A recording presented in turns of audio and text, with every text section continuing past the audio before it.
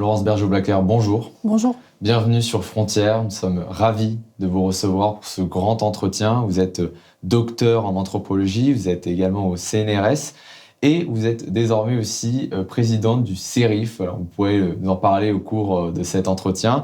Vous êtes évidemment connue dans notre communauté Frontières qui vous apprécie parce que vous avez publié une enquête sur le frérisme et ses réseaux. Un livre qui fait autorité sur les questions d'islamisme et surtout sur la question du frérisme, un terme que vous avez développé. Vous aurez l'occasion d'en parler dans cet entretien. Je voudrais qu'on commence cet entretien par une citation que j'ai extraite de votre livre. Je vous cite: « Ma première rencontre avec le frérisme a débuté à Bordeaux, il y a presque 30 ans, dans une mosquée tenue par la confrérie des frères musulmans. Et bien que je n'ai pas eu formellement connaissance de cette filiation à l'époque, cette rencontre a été pour moi marquante. » Est-ce que vous pourriez nous raconter cette première rencontre avec les frères musulmans ? Alors, vous l'avez dit, c'est une rencontre inopinée, c'est-à-dire que quand j'avais déjà une petite carrière en informatique dans l'aéronautique et je me suis recyclée, on peut dire, en retournant à l'université pour être anthropologue. Et donc j'étais à Bordeaux à ce moment-là, c'était il y a plus de 30 ans maintenant, et j'avais pas trop d'idées sur le sujet que je voulais choisir, mais j'aimais bien l'approche anthropologique qui consistait à infiltrer d'une certaine manière, à s'immerger dans un milieu pour essayer de le comprendre de l'intérieur, de ses logiques propres. Et parmi les sujets, j'avais choisi donc ce que j'appellerai plus tard l'institutionnalisation du culte musulman, c'est-à-dire la façon dont les musulmans avaient commencé à s'installer, ouvrir des associations, des mosquées dans un espace urbain, dans une province. On ne connaissait à l'époque de l'islam que la grande mosquée de Paris, tout était centralisé à Paris, on avait assez peu de choses sur la façon dont ça se passait en province. Et donc, je me suis rendue à la mosquée du coin, qui n'était pas très loin de chez moi. Et j'ai commencé à dire, voilà, je m'intéresse à ce que vous faites, je suis étudiante en anthropologie, j'aimerais bien vous suivre. On a une méthode qui s'appelle l'observation participante, qui consiste à vous observer, participer, etc. Donc j'étais tout à fait à découvert, on peut dire. Et je suis arrivée, je suis passée par l'entrée des femmes, on m'a proposé un foulard que j'ai mis à la chrétienne, comme on dit, c'est-à-dire un petit peu différemment. Donc il n'y avait aucune intention de ma part de jouer un rôle ou de faire quoi que ce soit. J'étais bien une anthropologue.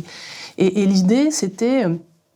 Et je partais en fait de ce que j'avais appris avec Jeanne Favret-Saada, qui est une anthropologue assez connue à l'époque, qui, elle, avait travaillé sur la sorcellerie dans le bocage, donc c'était complètement différent, mais qui expliquait la façon dont il fallait rentrer dans ce terrain-là, ne pas croire qu'on allait tromper les gens qu'on allait étudier, mais en réalité d'essayer d'étudier la façon dont ils nous attribuaient un rôle.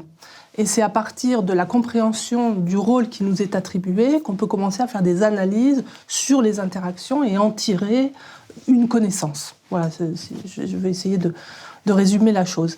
Et donc, moi, j'arrive en tant qu'étudiante en anthropologie, je présente tout ce que je fais et je dis, voilà, je vais vous suivre. Et pendant quelques semaines, quelques mois, donc ils vont m'accueillir à peu près du côté des femmes, évidemment, dans toutes leurs activités. Donc des activités qui vont de la couture, la cuisine à des activités plus sérieuses, puisqu'ils vont quand même assez vite comprendre que je suis universitaire et donc je suis plutôt destinée à des choses comme la bibliothèque, etc. Donc ils vont m'instruire en fait de la façon, de leur vision de la religion. Et donc je rentre dans ce qu'on appelle les halaqat, c'est-à-dire les cercles religieux, et là c'est là que je découvre en fait l'univers religieux qui les inspire. Et les thèmes qui viennent, les figures, les auteurs qui viennent, c'est Hassan el-Banna, c'est Saïd Qutb, c'est Youssef el-Qaradawi et d'autres. Mais ceux-là sont les plus marquants. Et donc je me renseigne évidemment sur le pédigré de tous ces auteurs et je vois qu'ils appartiennent tous à ce qu'on appelle la branche des frères musulmans. Pourquoi je vois ça? Parce que tout simplement, je vais à la bibliothèque, je fais mes recherches. Et puis, il y a très peu de temps avant le livre de Gilles Kepel qui est sorti et qui fait état de la présence de l'islam politique ou des groupes de l'islam politique en France. Et c'est le premier livre qui fait état de cela. Et donc, forte de ces informations, je reviens à l'université, j'en parle à mes directeurs de recherche. Regardez, je suis tombée sur une mosquée des frères musulmans. Et ils me regardent en me disant, c'est pas possible, les frères musulmans, ça n'existe pas en France, c'est des bêtises, c'est les bêtises de gens qui sont des islamophobes. Gilles Kepel, vous savez, c'est un politiste, c'est quelqu'un, voilà, il a travaillé dans le monde musulman, peut-être qu'il voit des choses ici qu'il n'y a pas, etc. Enfin bref, on essaye de me faire comprendre que ce que j'ai vu n'est pas réel, que ce que j'ai entendu n'existe pas. Et ça a été le premier choc. Le deuxième, c'était « et si tu le dis ?» Alors non seulement il ne fallait pas que je le voie ni que je l'entende, mais c'était « et si tu le dis, tu feras le jeu du Front National ». C'était les débuts de ce chantage-là. Donc je ne pouvais pas rendre compte de ce que je voyais et je ne pouvais pas en parler ni même le critiquer, ça allait de soi, puisque j'allais d'une certaine manière faire du mal à une communauté. Alors, on était déjà dans le paradigme de l'islamophobie, même si le terme n'était pas encore vraiment à la mode. Donc, ça a été une expérience marquante pour moi parce que quand je suis rentrée dans cette mosquée, et puis quand je les ai suivis dans les différentes activités, donc jusqu'à Paris, et notamment le Bourget, je crois que les rencontres du Bourget étaient pour moi quelque chose d'extraordinaire, du jamais vu, c'est qu'on rentrait dans un univers normatif qui était absolument impensable à l'époque. C'était quelque chose, vous rentriez, c'est pas comme, enfin, si vous rentrez dans une église ou vous rentrez dans un lieu, il y a un climat particulier, une impression, voilà. Là, c'était, tout était multiplié par 100, avec des gens qui habitaient en fait un espace religieux. Et de toutes les générations, avec une vie très active à l'intérieur, les familles, les amis, etc. Toujours la séparation des sexes, ça c'est absolument essentiel pour ce mouvement-là. Et l'autre chose qui m'avait frappée aussi, c'était d'abord la patience que ces femmes avaient quand elles arrivaient à Paris, le Bourget, toutes dans des hangars avec les gamins qui criaient, il y avait 3 toilettes, enfin c'était incroyable. Mais c'était fait avec une espèce de ferveur religieuse qui, moi, m'avait marquée. Et en plus de cette ferveur, il y avait des chants. Alors là, les femmes chantaient, mais elles chantaient des chants palestiniens, surtout les jeunes, avec un petit accent américain dans la mise en musique qui était assez spéciale. Et quand je me le faisais traduire, c'était quand même des chants un peu difficiles avec les juifs. Mais évidemment, je vous le dis comme ça parce que c'était présenté comme ça. Mais vous savez, on parle des juifs comme ça, mais ça veut rien dire. C'est juste, ce sont des chants traditionnels, etc. Mais il y avait quand même quand on passait du côté des hommes, du côté des conférences, les tekbirs comme ça qui sont scandés par la foule, c'est quand même très impressionnant. On sent une activité particulière, une volonté de la dawa, de la prédication, de faire partager cet univers en douceur chez les femmes, et en force aussi quand même chez les hommes. Et donc c'est ça qui m'a marqué. Je me souviens qu'à l'époque, les frères s'intéressaient à mon travail, donc ils m'avaient fait asseoir au premier rang, donc j'avais tous les frères Muses, vous voyez au premier rang, et moi, je me souviens, j'avais un pantalon rouge, c'était très très bizarre. Je pense qu'ils avaient déjà dans l'idée de me faire travailler pour eux d'une certaine manière. Et ce qui était aussi très étonnant, c'était l'accueil, la très grande gentillesse, la très grande ouverture, mais pas sur moi. Je veux dire, moi j'étais évidemment une femme, et peut-être même pas encore, même pas, j'étais une chercheuse, disons, une mécréante de toute façon, mais avec quand même un intérêt pour moi. Et l'intérêt, c'était évidemment que je me convertisse.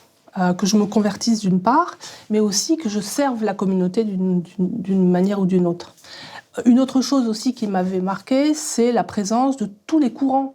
Il n'y avait pas que les frères, il y avait des wahhabites en long camis, il y avait toutes sortes de gens, il y avait des gens qui n'étaient pas trop pratiquants.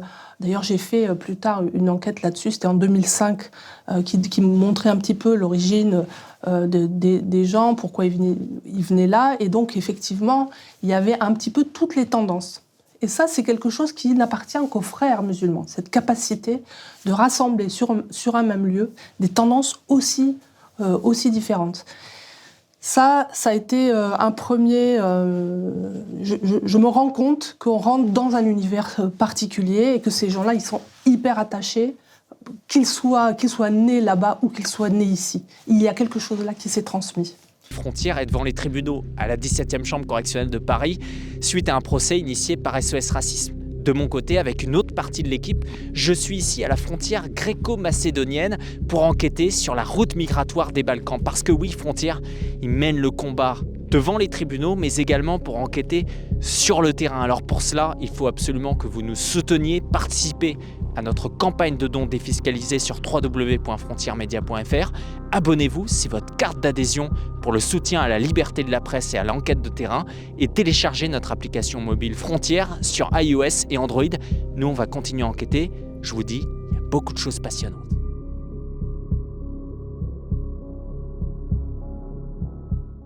Vous venez de donner une très bonne introduction de ce qui contient votre livre, qui est un livre à 1000 facettes. Je rappelle à tous ceux qui nous suivent actuellement que si vous appréciez ces entretiens, vous pouvez également soutenir notre chaîne Frontière en vous abonnant, en devenant des contributeurs payants pour ceux qui le désirent. Ça nous permet d'avoir de la pérennité. On a besoin de ce soutien et on sait que vous appréciez ces entretiens intellectuels, les entretiens d'universitaires, les entretiens avec des politiques aussi sur le temps long, sans qu'ils soient constamment coupés. Alors, Florence Bergeau-Bacquer, si on continue justement cet entretien, je sens en lisant votre livre qu'il y a un véritable combat sur la sémantique et sur les mots. Premièrement, on est obligé de passer par là. Vous avez imposé, vous avez mis en avant ce mot de frérisme. On est obligé, je pense, de le définir avant de pouvoir continuer cet entretien. Pourquoi l'avoir mis en avant, même sur la première page de la couverture ? Alors, si vous me permettez, je fais un petit commentaire sur ce que vous avez dit juste avant. Vous vous présentez, Frontière, ex-Livre Noir, donc comme un Mediapart de droite. Et je dois vous dire que j'accepte votre invitation avec plaisir, comme j'aurais accepté d'ailleurs l'invitation de Mediapart de gauche. Cependant, je ne vous assimile pas, parce que ici j'ai toute liberté de parler. Et là-bas, par contre, je ne serai jamais invitée et je suis dénigrée sans arrêt, critiquée pour un soi-disant positionnement de droite que je n'ai pas. Et ça, c'est important. J'ai travaillé sur les frères musulmans, sur l'islam, sur ces problématiques-là, bien avant qu'elles soient politisées. Et donc, quand on dit, vous dites comme Zemmour, vous dites comme je ne sais pas qui, non. Ils ont des choses à dire, c'est très bien, mais moi, ce que j'ai à dire, c'est différent. Et si ça alimente leur discours, je n'y suis pour rien. Ou j'y suis pour quelque chose, mais en tout cas, il ne faut pas m'assimiler à un parti ou à une position politique parce que je travaille sur sur un sujet qui est effectivement fortement politisé, et je le regrette. Parce que je pense que ça devrait être une priorité nationale de s'occuper de ce que j'appelle aujourd'hui l'entrisme frériste. Ça me permet de vous expliquer, ou en tout cas de vous donner une définition même succincte de ce que j'appelle le frérisme. D'abord, je voulais faire ce livre pour donner justement une définition d'un phénomène qui était beaucoup plus... qui devait être distingué du phénomène djihadiste. Alors jusqu'à présent, on ne l'ignorait pas, on savait qu'il existait une forme plus légaliste, moins offensive, moins directement violente physiquement, mais on disait, voilà, ils sont proches des frères musulmans. Tout simplement parce que la confrérie des frères musulmans est une confrérie secrète, donc personne ne se revendique d'être des frères musulmans. D'ailleurs, quand j'étais à la mosquée El Ouda de Bordeaux, j'avais posé la question, mais est-ce que vous êtes les frères musulmans? Et ils avaient souri. Comme ils me connaissaient un peu, ils n'ont pas dit non. Mais ils m'ont répondu le truc qu'ils disent habituellement, c'est-à-dire oui, nous sommes des frères en islam. En réalité, tout montrait qu'ils en étaient, mais c'était déjà une époque où on le dissimulait, parce que tout simplement, ça amène des tas de problèmes. Donc la confrérie officiellement n'existe pas, mais en réalité, bien sûr, cette confrérie a dépassé les frontières du monde musulman, s'est installée partout. Donc le frérisme, c'était pour moi la possibilité de continuer à travailler sur ce qui était proche des frères musulmans, en donnant un nom et en évitant d'être mis en procès. Je voyais bien que plus on allait, plus quand on parlait de ce phénomène des frères musulmans, qui était une confrérie qui est interdite dans certains pays, on pouvait être criminalisé pour dire quelqu'un est proche d'eux. Donc il fallait lui donner une bonne définition et dire voilà, ça appartient à la recherche, donc ça fait partie de la connaissance, ça n'est ni une insulte, c'est une description. Et donc, il fallait donc le décrire. Alors, moi, je suis partie de mon expérience pour élaborer cette description. Bien sûr, j'avais lu sur les frères musulmans dans les pays d'origine, et notamment en Égypte, mais je suis plutôt partie de mon expérience, et c'est après, dans un deuxième temps, que j'ai lu ce qu'ils avaient fait. Ce qui m'a permis de ne pas attribuer aux frères musulmans d'ici des choses qui avaient été en réalité découvertes là-bas. Et ça, c'était un problème qu'on avait, c'est que la plupart des gens qui travaillaient sur l'islam en France et l'islamisme en France étaient des gens qui en fait avaient des très bonnes connaissances de ces phénomènes dans les pays musulmans. Pratiquement tous, vous ne trouverez pas aucun spécialiste avant moi qui soit purement un pur produit européen. Donc je pense qu'il y avait une vision déformée du phénomène islamiste en France par les connaissances acquises ailleurs. En même temps, il ne faut pas ignorer évidemment ce qui a été acquis ailleurs, parce que effectivement, l'islamisme vient de ces pays-là. Mais je pense que c'était intéressant aussi de voir d'abord comment les gens s'étaient appropriés cette idéologie et comment ça pouvait évoluer, comment cela avait évolué au fil des ans. Donc le frérisme, pour moi, c'est un peu ce que je décrivais tout à l'heure avec les frères musulmans au Bourget, c'est un système d'action. C'est-à-dire que ce n'est pas un mouvement théologique, une école juridique, etc. C'est un mouvement, ce que d'ailleurs Youssef El-Kardaoui appelle le mouvement islamique, qui est chargé d'amener l'ensemble des musulmans vers la réalisation de la prophétie califale, c'est-à-dire l'instauration d'une société islamique mondiale et mondialisée, moderne. Donc tous ces courants-là doivent aller dans ce même sens, avec leurs dispositions, leurs qualités propres. Ce que détestent les frères, c'est la fitna. C'est d'ailleurs un titre du livre de Gilles Kepel, qui a toujours de très bonnes intuitions.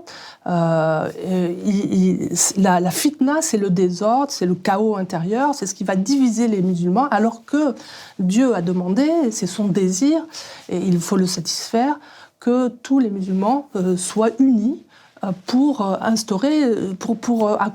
accomplir le destin, en fait. Et le destin, c'est le califat, la société islamique. Donc c'est un mouvement, c'est un système d'action, et il se caractérise par 3 dimensions, la vision, l'identité, le plan. Alors, j'ai VIP, VIP, les frères sont aussi l'aristocratie des mouvements de l'islam politique. Donc une vision du monde qui commence à partir du prophète et qui va se finir quand la prophétie sera réalisée. Et ça, c'est quelque chose qu'on enseigne dans les mosquées.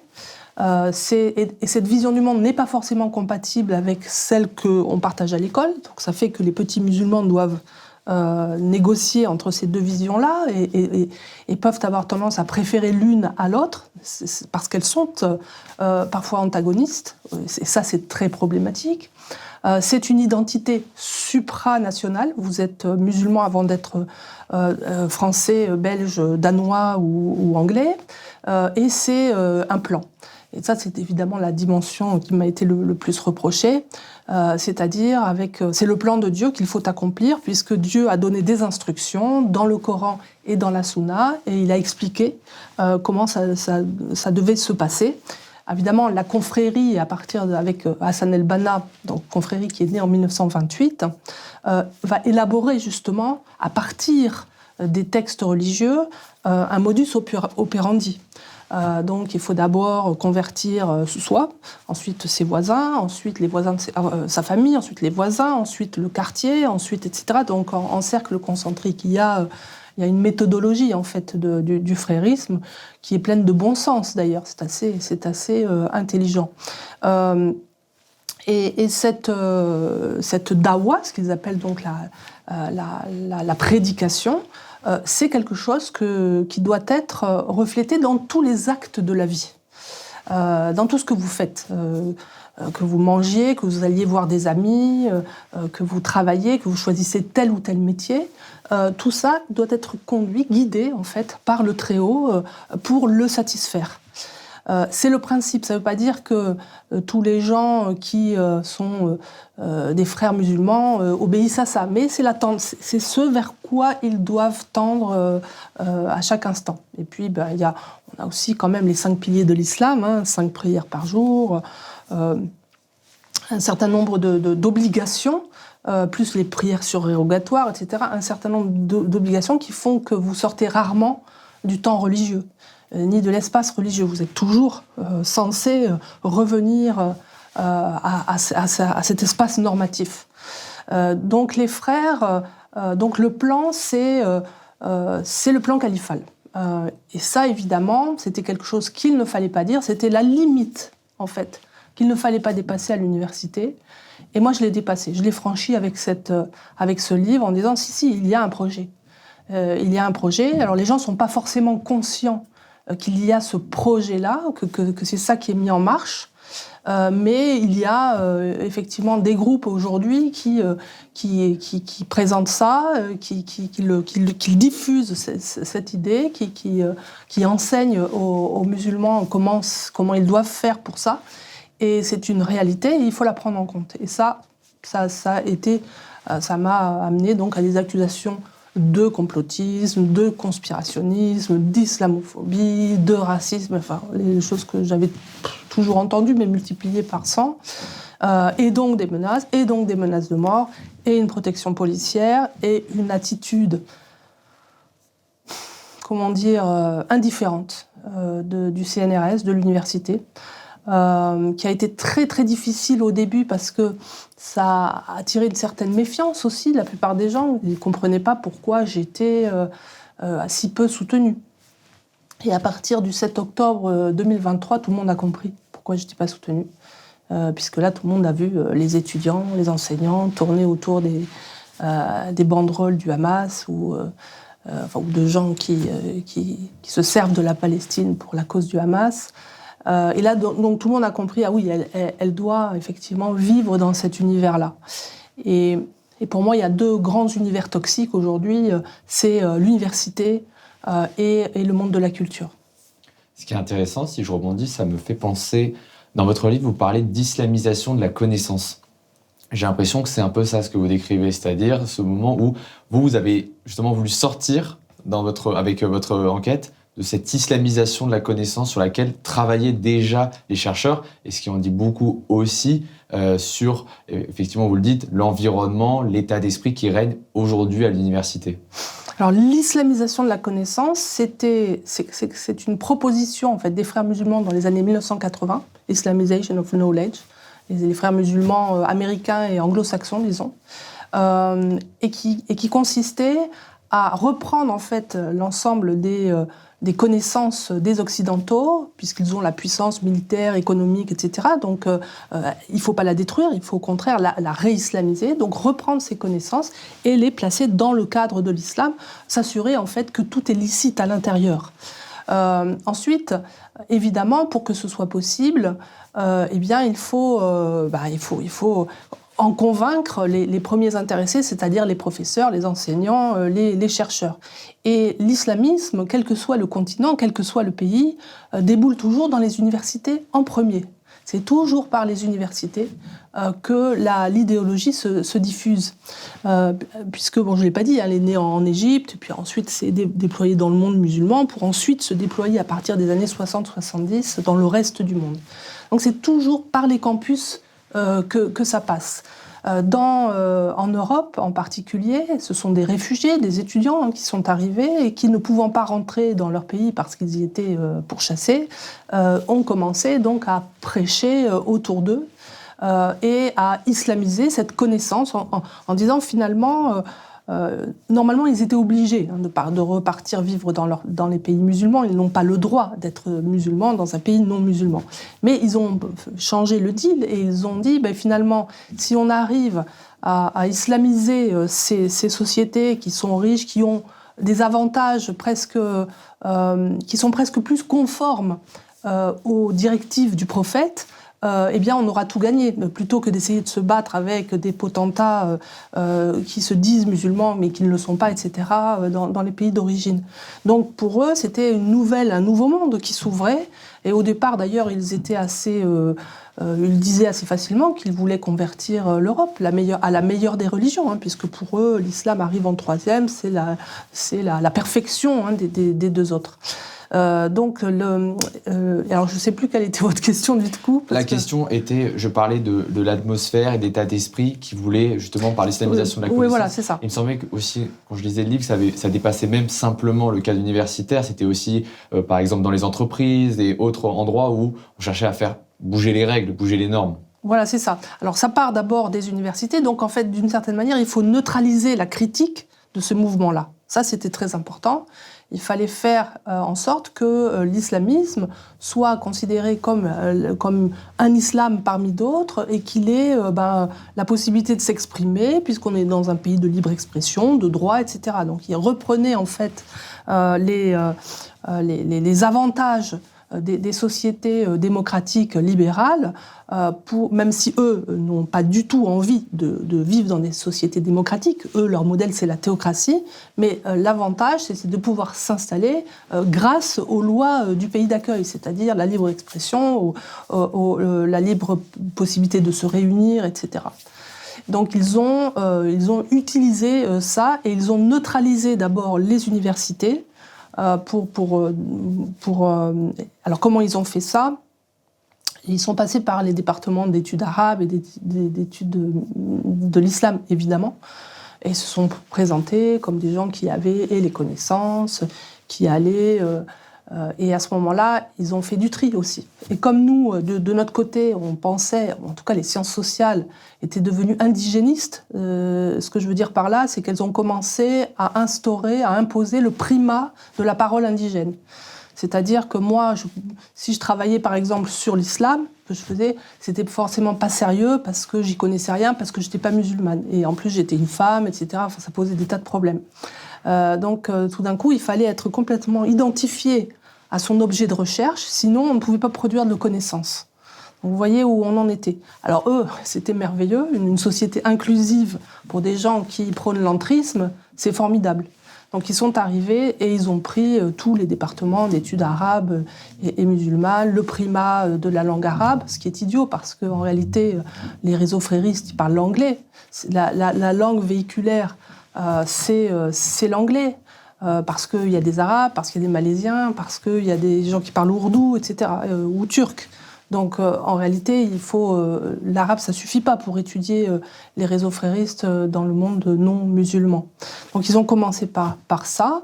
Et puis après, ils ont commencé à s'institutionnaliser. Et parmi les institutions, il y avait le Conseil de la Fatwa et de la Recherche, donc dirigé par Youssef El-Kardaoui, qui a commencé donc à proposer des fatwas adaptés aux minorités musulmanes, donc aux musulmans vivant en minorité dans les pays. Et donc, et aussi à proposer, et c'est de là qu'est venue l'idée qui sera amenée plutôt par Tariq Ramadan d'ailleurs, pour transmettre aux jeunes, ce sont les jeunes qui deviennent en fait la force de la dawa en Europe. C'est-à-dire les jeunes, ceux qui sont nés en Europe, ce sont les meilleurs pour diffuser l'islam et pour réislamiser le monde non musulman. Et à partir de là, donc, c'est même dès les années 80 en réalité, parce que les générations issues de l'immigration, c'est plutôt les années 90-2000, mais même dès les années 80, les frères sont en train d'imaginer un système en fait, d'islamisation par secteur. Le secteur de l'éducation, le secteur de l'économie, le secteur du droit, l'université, les médias, etc. Tout ça est assez bien... je rapporte d'ailleurs un document de Youssef El-Kardaoui qui explique en fait tout ce qu'il faut faire à partir des années 80, et c'est incroyable de voir que tout ce qu'il a dit qu'il devait faire a presque été réalisé. Donc, elle est là la dimension du plan, elle est là la dimension programmatique que personne ne veut voir. Vous décrivez bien dans votre livre aussi comment, de quelle façon on recrute quelqu'un. Vous dites même qu'il a été sélectionné. Est-ce que vous pourriez décrire pour nos téléspectateurs ce processus de recrutement qui a déjà été opéré, par exemple, en France ? Alors ça me permet de dire qu'évidemment tous les musulmans ne sont pas des frères musulmans, que tous les musulmans ne sont pas non plus des fréristes. En fait, je vais expliquer ça disons de façon simple. Il y a un cœur secret de la confrérie. On ne sait pas, c'est peut-être des milliers de personnes en France, on ne sait pas exactement. Il y a un deuxième cercle avec des gens qui travaillent pour la confrérie, qu'ils le sachent ou non. Je reviendrai à vous dire comment c'est possible.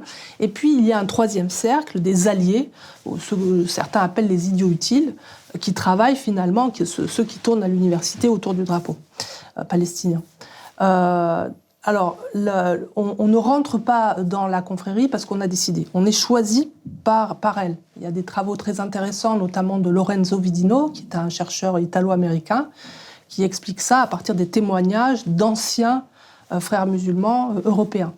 Donc, on ne rentre pas, on est choisi par elle et on va être recruté au bout d'un temps assez long, ça peut durer plusieurs années, si on a passé toutes les étapes.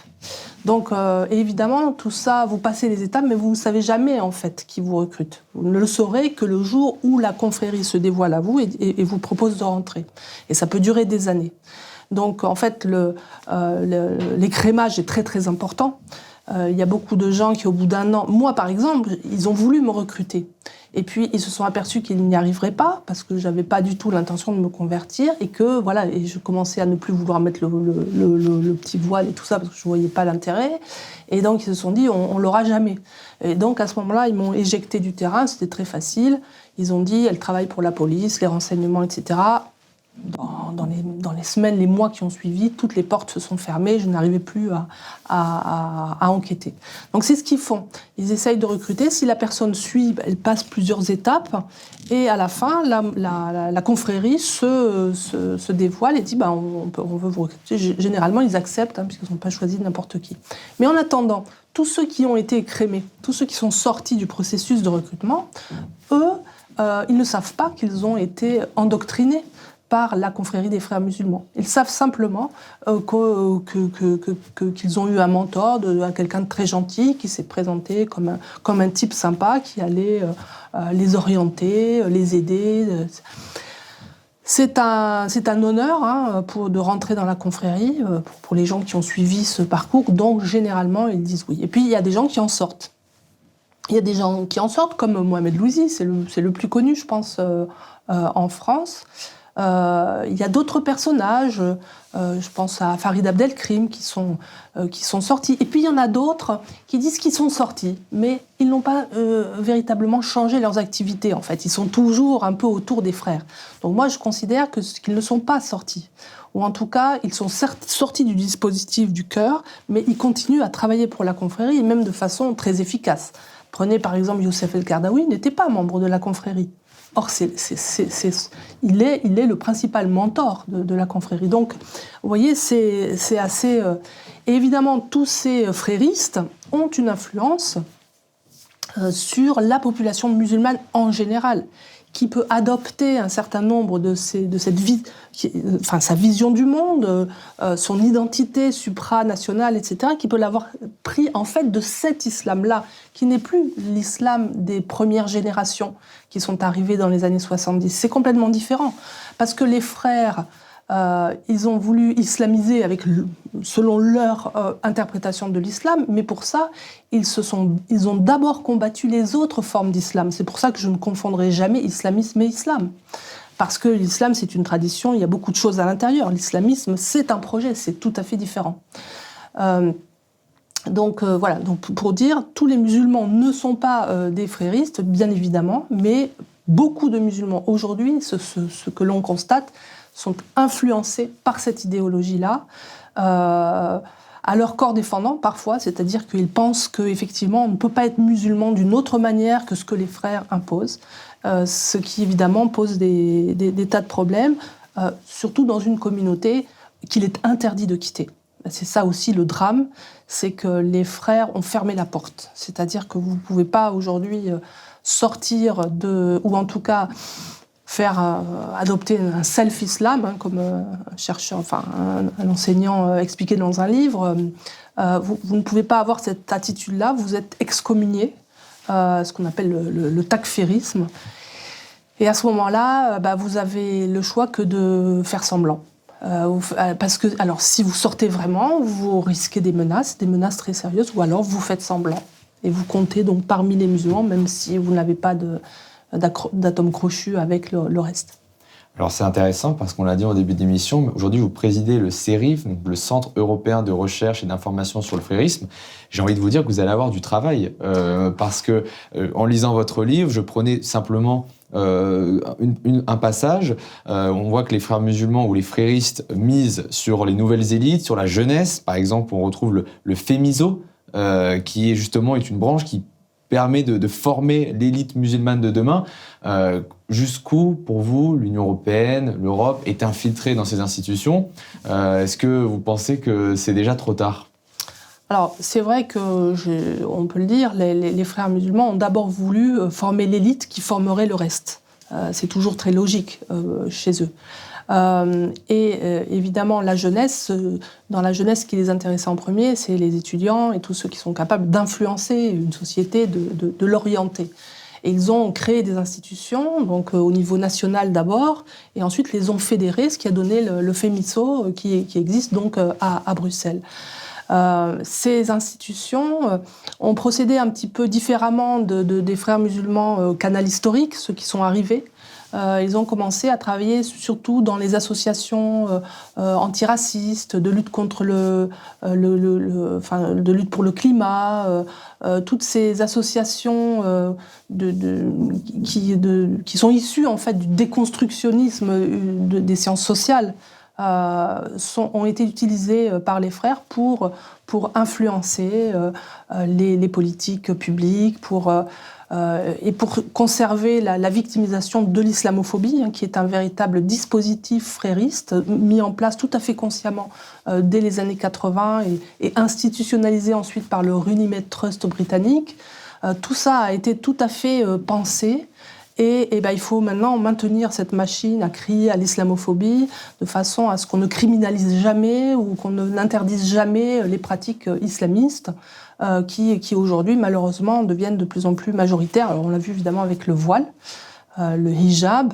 D'ailleurs, ils sont arrivés avec ça en 1989, c'est le hijab. Parce que le hijab, c'est une priorité. Il n'y a pas de société islamique sans division sexuelle de l'espace et du travail. Il faut que les femmes soient séparées des hommes. C'est fondamental pour la société islamique. Donc le voile est fondamental. Et tant qu'il y a des voiles, il y a des possibilités de société islamique. Ça veut dire qu'à contrario, si on réduit la voilure, j'allais dire le voilement, ça, à l'inverse, on pourrait peut-être endiguer ce phénomène. Et c'est pour ça que je propose, dans le cadre du centre ou ailleurs, qu'on réfléchisse à interdire le voilement des mineurs. Il est tout à fait essentiel que les petites filles ne pensent pas qu'elles sont femmes parce qu'elles sont voilées. ça amène à l'Afghanistan, c'est-à-dire à la criminalisation du corps féminin, tout simplement. C'est ça, hein, c'est une question de degré, là. Donc il faut absolument que les filles sachent qu'elles ont un corps, qu'elles peuvent le vivre, etc., que c'est tout à fait normal, que ça peut exister dans l'espace public. Et pour ça, il faut interdire le voile qui arrive malheureusement de plus en plus tôt. Alors pourquoi est-ce que ça arrive de plus en plus tôt ? Puisque avant on disait qu'on voilait les filles quand elles sont pubères, etc. Maintenant c'est à 3-4 ans qu'on commence à les habiller de voile. C'est pour éviter justement d'avoir à les forcer quand elles seront adolescentes. Donc on les habitue de plus en plus tôt. C'est les nouvelles méthodes pédagogiques qu'ils ont adoptées. Donc ça c'est une mesure importante.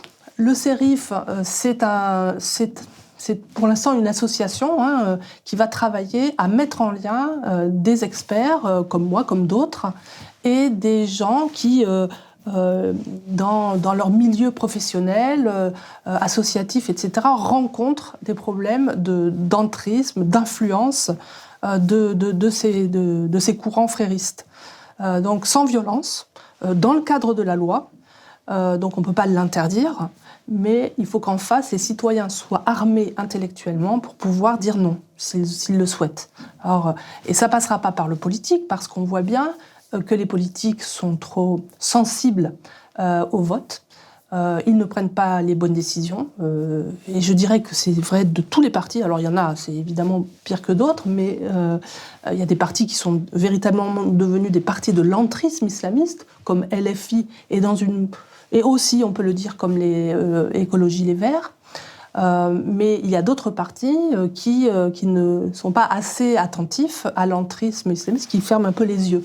Et ça, il faut qu'ils soient rappelés par les citoyens. Mais encore faut-il que les citoyens soient informés. Or, ils ne le sont pas.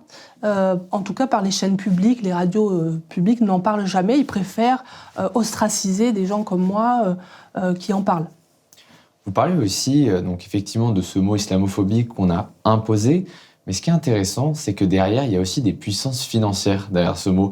Vous racontez comment, par exemple, l'Open Society a pu donner de l'argent pour justement réussir à imposer ce mot, ou du moins à financer des associations qui luttent pour justement criminaliser l'islamophobie.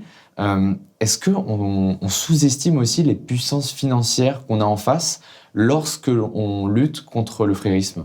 Alors, je ne suis pas sûre que l'Open Society voulait lutter, enfin en tout cas imposer l'islamisme, je ne pense pas. Par contre, il veut imposer le wokisme et l'inclusivité, qui est un moyen pour l'islamisme de se développer. Vous voyez, c'est plutôt indirect.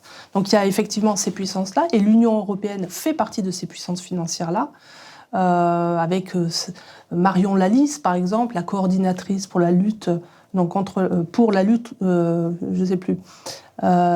contre la haine anti-musulman. Alors c'est l'islamophobie, c'est la même chose. D'ailleurs, dans ses interviews, elle le dit, l'islamophobie ou ça, c'est la même chose. Donc ça, cette institutionnalisation de l'islamophobie, avec la reconnaissance aussi d'une journée contre l'islamophobie, ça fait partie du dispositif qui permet aux fréristes d'avancer très largement. Il y a ces puissances-là, puis il y a des puissances des États qui financent aussi derrière ou qui influencent fortement.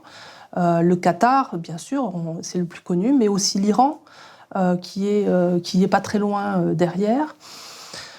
Mais je dirais que le plus préoccupant, et c'est là où on peut agir, c'est l'Union européenne, la Commission européenne qui donne des millions et des millions d'euros à des associations antiracistes ou via la recherche.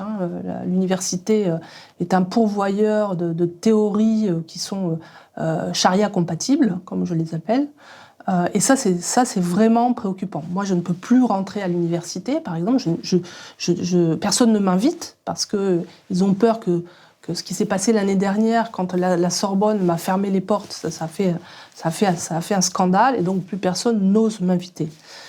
Donc mon discours, ce que j'ai à dire là, n'arrive pas jusqu'aux oreilles des jeunes. On a toute une génération je dirais au-delà de 50 ans, ils entendent ce que je dis, ils sont plutôt d'accord en général, mais les moins de 50 ans ne m'entendent jamais, n'entendent pas ce discours-là. Je ne dis pas que j'ai raison, je dis qu'il faudrait quand même il y ait aussi des gens comme moi qui parlent. Et ça, évidemment, c'est ce que les fréristes et leurs amis de la gauche, et je dis plus de la gauche radicale, parce que là c'est vraiment de la gauche entière, ne veulent pas. Parce que les uns sont islamisés et les autres ne veulent pas paraître islamophobes. Si on parle de stratégie, vous dites que effectivement les frères musulmans veulent conquérir par le centre, et ça m'amène à ce que vous développez aussi, parler du fréro-salafisme. Vous dites que justement l'une des forces des frères musulmans ou des fréristes, c'est d'arriver à justement maintenir un équilibre entre toutes les nuances et les degrés de radicalité de l'islam, de façon à ce que justement tout ça tienne. Et aujourd'hui, je me posais la question.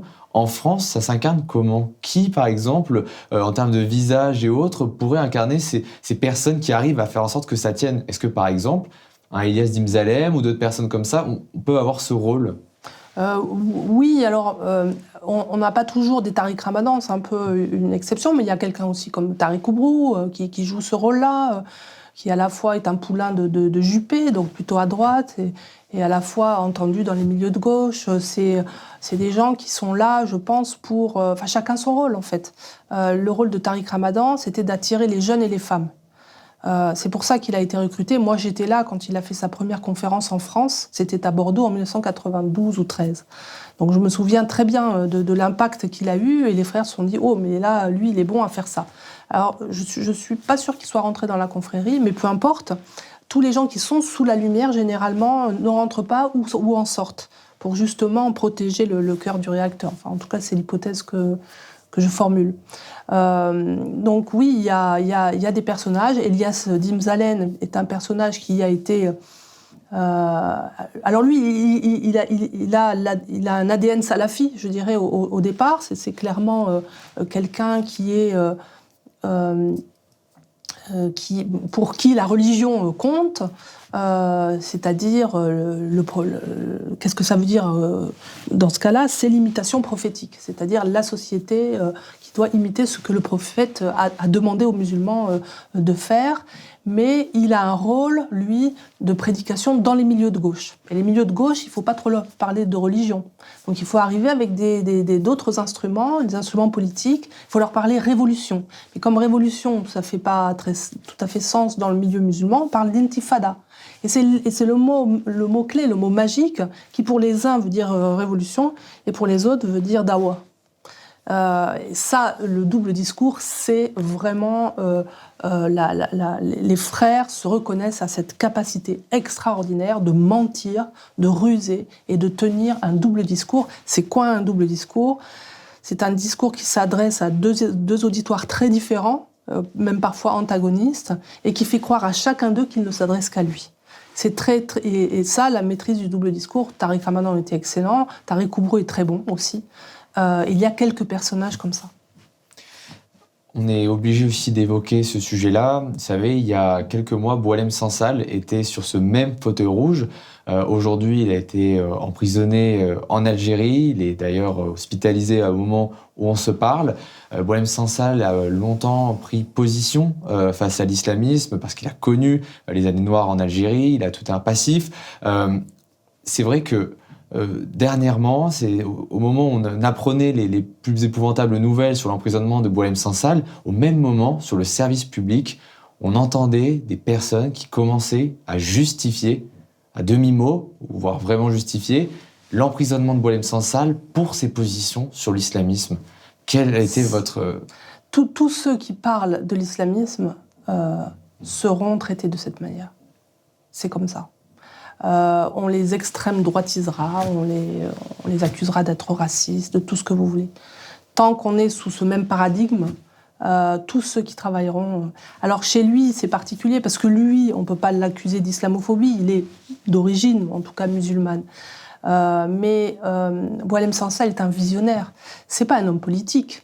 Peut-être qu'il l'a été, mais je veux dire, c'est quelqu'un qui a une vision, c'est un conteur aussi, c'est quelqu'un qui raconte une histoire, celle qui va sans doute nous arriver, mais c'est quelqu'un qui voit loin.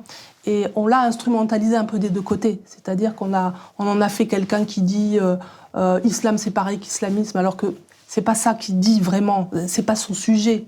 Ce qu'il dit, c'est attention, il nous met en garde, attention à ce qui va vous arriver, parce que ce qui nous est arrivé à nous, Algériens, c'est ce qui est en train de vous arriver maintenant, et vous n'ouvrez pas les yeux. Donc c'est un lanceur d'alerte, mais c'est plus que ça, c'est un visionnaire. Et c'est pour ça qu'il est détesté, parce que les visionnaires qui annoncent les mauvaises nouvelles sont en général maltraités. C'est après, malheureusement, qu'on se rend compte qu'ils avaient raison. On va parler un peu de défense immunitaire française aujourd'hui, quand même, face à l'islamisme. On ne peut pas dire que non plus rien n'est fait. Gérald Darmanin avait commencé à évoquer, il parlait de rapports, il y a eu des prises de position, en tout cas, du moins à l'oral.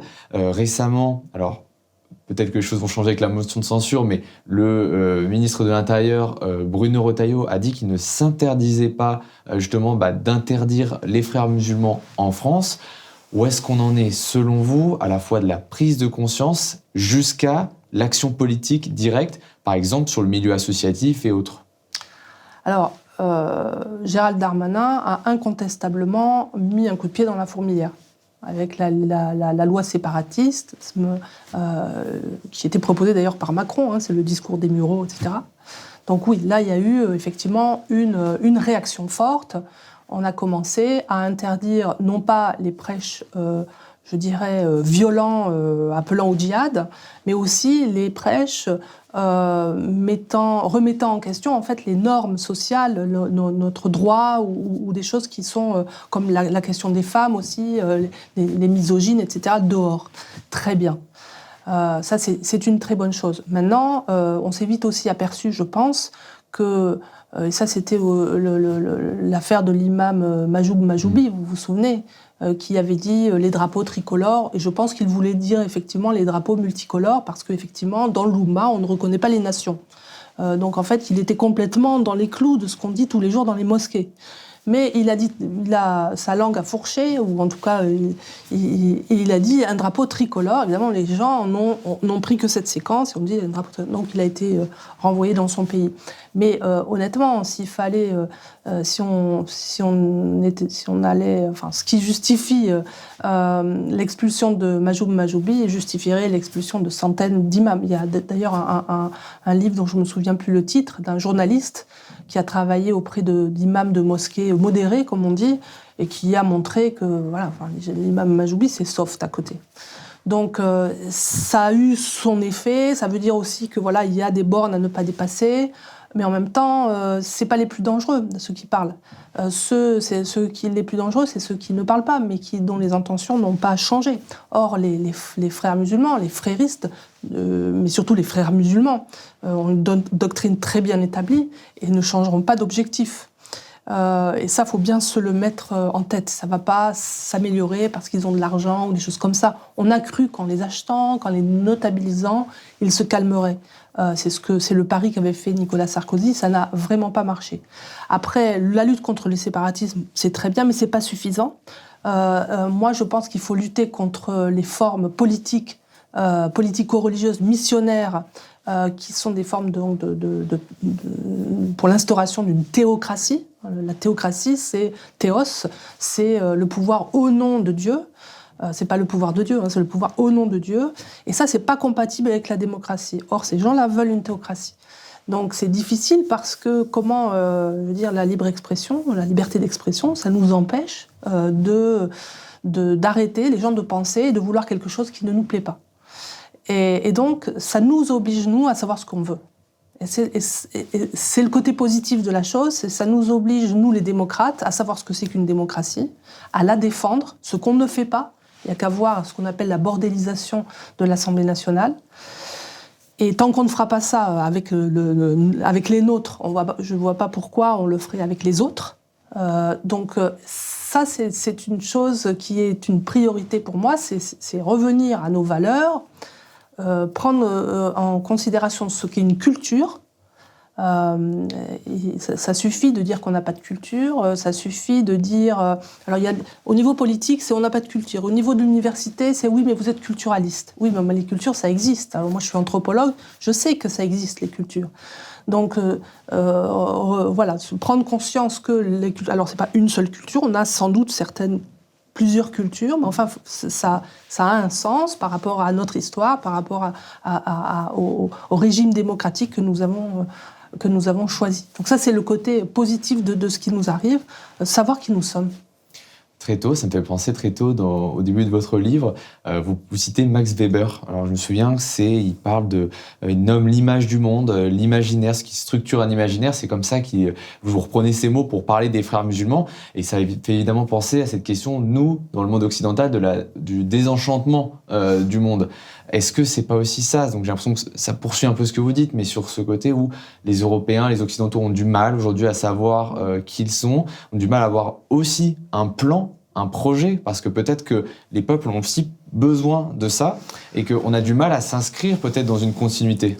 Moi, je pense pas qu'il faut les imiter. Je pense que, honnêtement, on n'a pas besoin de plan. En fait, ces cultures, elles existent. Cette vision du monde, en fait, on a tous des visions du monde. On n'est pas désenchantés, pas si désenchantés que ça. Mais par contre, on nous balance sans arrêt, à longueur de journée, qu'on est désenchanté, qu'on est rationalisé, qu'on est... à force, on va finir par le croire. Malheureusement, on a fini par le croire. Non, y a beaucoup de gens qui croient en des tas de choses. Il y a beaucoup de gens qui n'ont pas perdu espoir. Il y a des gamins qu'on laisse tourner. J'ai cette image qui me revient toujours de Sciences Po, de ces gamins qui tournent. C'est désolant. Moi, ça me rend très triste. Et pourtant, eux, si on leur donnait autre chose, ça refleurirait tout ça. Il y aurait d'autres idées. On reviendrait. Les gens naissent quelque part. Ils ne sont pas déracinés. Tout ça, c'est ce qu'on nous dit. Mais moi, je pense que la culture, elle est encore vivace. Les visions du monde nous tiennent encore ensemble. Mais voilà, il faut savoir dire non quand on atteint à ces valeurs fondamentales. J'ai une dernière question pour finir cet entretien. J'aimerais qu'on mette le doigt sur un sujet qui est un peu connu des personnes en France, mais qui mériterait d'être encore plus connu, c'est la question de l'IESH. C'est-à-dire justement cet institut de formation des frères musulmans c'est très concret, c'est en France, il me semble que c'est dans la Nièvre, et c'est ici que se forment finalement les prédicateurs et autres qui vont pouvoir insuffler le frérisme en France. Et ça, c'est quelque chose qu'on laisse faire, qui est très concret. Est-ce que vous pourriez nous en parler ? Oui, effectivement, l'IESH, c'est l'institut historique de formation des imams et d'autres, pas que des imams, de tous les gens qui veulent connaître un peu la religion. Donc, ils ont leur vision des choses et ils l'enseignent à l'IESH. On sait que les liens historiques avec la confrérie existent. On sait qu'il y a toujours, d'ailleurs, des liens. On sait qu'il y a des financements du Qatar, donc de cette idéologie transnationale qu'est le frérisme. Tout ça, on le sait. Le problème, c'est que pour l'arrêter aujourd'hui, pour arrêter ces idéologues, il faut leur trouver d'autres poux dans la tête. C'est ce qui s'est passé avec Tariq Ramadan. Parce qu'on ne peut pas empêcher les gens de penser et de vouloir, même les théocrates, de vouloir diffuser leurs théories et leurs souhaits. C'est un vrai problème. Donc on les empêche par ailleurs. C'est pour ça que je dis que si on veut pas que ces gens-là s'installent, il faut leur rendre la vie impossible. Ça ne veut pas dire qu'il faut les arrêter, mais il faut leur rendre le travail bien difficile. Et s'ils veulent aller prêcher ailleurs, qu'ils aillent ailleurs. Merci beaucoup, Florence Bergeaud-Blackard, de nous avoir accordé cet entretien. Je rappelle évidemment ce livre, Le frérisme et ses réseaux, l'enquête. C'est une enquête où il y a une myriade aussi de petits exemples, de cas concrets. Une enquête aussi où on peut se rendre compte des processus méthodologiques de comment effectivement les frères musulmans se développent, comment est-ce qu'ils leur structure, leur système d'action. Donc c'est vraiment très intéressant. Il y a des schémas aussi qui aident à la compréhension. J'invite évidemment nos auditeurs. C'est un livre qui est traduit au Danemark, qui va l'être en Allemagne. Qu'ils ont même fait aussi donc un néologisme pour votre livre. Oui, tout à fait. Et ça marche. Et ça marche. Les Danois maintenant l'ont adopté. Donc voilà, et évidemment, on lance un appel à toutes les universités de France, parce que vous êtes toujours, évidemment... Oui, moi je viens donner des conférences quand vous voulez, à tous les étudiants qui veulent, il n'y a aucun problème. L'appel est lancé. Alors merci beaucoup Merci d'avoir participé à cet entretien, on était ravis de vous recevoir, et on souhaite à tous nos auditeurs une très bonne soirée.